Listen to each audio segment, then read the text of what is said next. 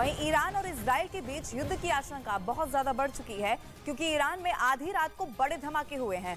खबर के मुताबिक ईरान में 2 जगहों पर ड्रोन से बड़े धमाके हुए। ईरान के इस्फहान शहर में ये विस्फोट वहां के गोला बारूद सेंटर की फैक्ट्री में हुआ है। ईरान में धमाके के बीच तेहरान में सैन्य विमान भी मंडराने लगे और ड्रोन हमले को विफल कर दिया गया। इस हमले में किसी की जान हालांकि नहीं गई है।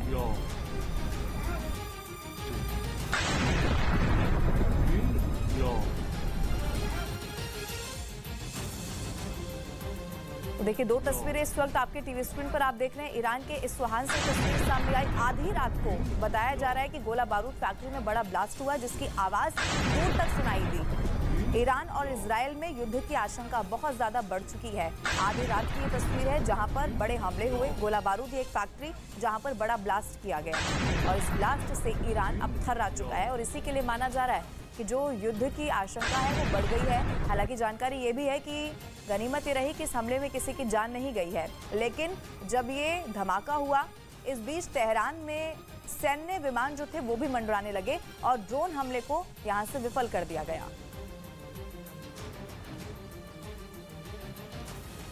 तो ईरान के इस्फहान शहर की जो तस्वीरें इस वक्त आपके टीवी स्क्रीन पर हैं, आप देख रहे हैं। आधी रात को ड्रोन से हमला किया गया। एक गोला बारूद सेंटर बताया जा रहा है, उसकी ये फैक्ट्री थी जिसमें ये जो ब्लास्ट है वो किया गया। अच्छा, इसकी लपटें जो हैं वो दूर से ही तस्वीरों के जरिए समझी और देखी जा सकती है। 3 अलग अलग तस्वीरें इस वक्त आपके टीवी स्क्रीन पर है। ईरान में कैसे ब्लास्ट हुआ, दूसरी तस्वीर में आप देखिए गोला बारूद सेंटर पर यह हमला किया गया। ये वो जगह है जहां पर हमला किया गया और दूर से ही ये आग की लपटें उठती हुई नजर आ रही है।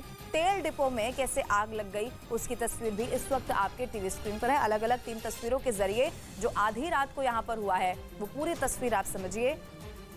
पहले आप देखेंगे कैसे 1 सेकंड और फिर ये इतना बड़ा धमाका हुआ, देखते ही देखते पूरे तेल डिपो में कैसे आग लग जाती है। हालांकि गनीमत ये रही कि जान माल का कोई नुकसान यहाँ पर नहीं हुआ है, लेकिन इस धमाके के बीच तेहरान में बताया गया कि सैन्य विमान जो थे वो मंडराने लगे और ड्रोन हमले को उसके बाद विफल कर दिया गया और इसीलिए अब जो युद्ध की आशंका है वो गहराने लगी है।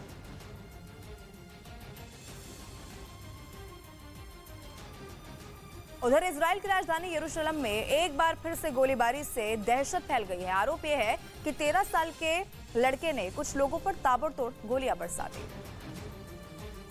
जिसका एक वीडियो भी सामने आया जिसमें वो लड़का लोगों पर फायरिंग करता दिखाई दिया। उस लड़के ने पहले तो एक कार के पीछे छिपकर अपनी बंदूक को गोलियों से भरा और उसके बाद सड़क से गुजर रहे लोगों पर ताबड़तोड़ फायरिंग कर दी।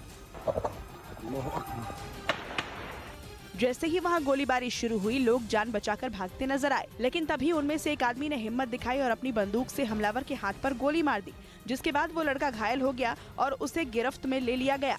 इस फायरिंग में 2 लोग घायल हो गए जिन्हें अस्पताल में भर्ती करवाया गया। साथ ही गोलीबारी करने वाले लड़के का भी इलाज चल रहा है। एक दिन पहले भी यरूशलेम में फायरिंग की घटना सामने आई थी, जिसमें 7 लोगों की जान चली गई थी, जबकि 10 लोग घायल हो गए थे।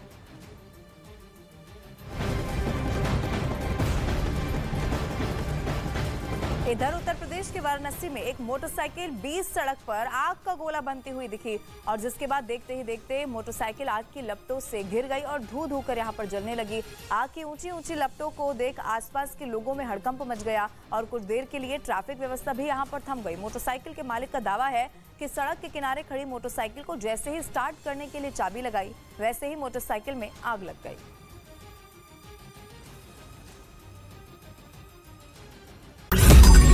मैंने नहीं देखा इस तरह का चीट, इस तरह का क्रिमिनल माइंड पूरे जेल स्टाफ को ब्राइब कर देगा। मैं सोच भी नहीं सकता था। गवर्नमेंट फंक्शनरी को इम्पर्सनेट करता था, आवाजें बदलता था। टारगेट भी बहुत पावरफुल धनवान लोगों को करता है। ये एक ही चीज से रुक सकता है, अगर आप इसकी जीभ काट दो। न्यूज चैनलों के इतिहास में पहली बार न्यूज 18 इंडिया की web series FIR number 208 streaming 3 February 9 PM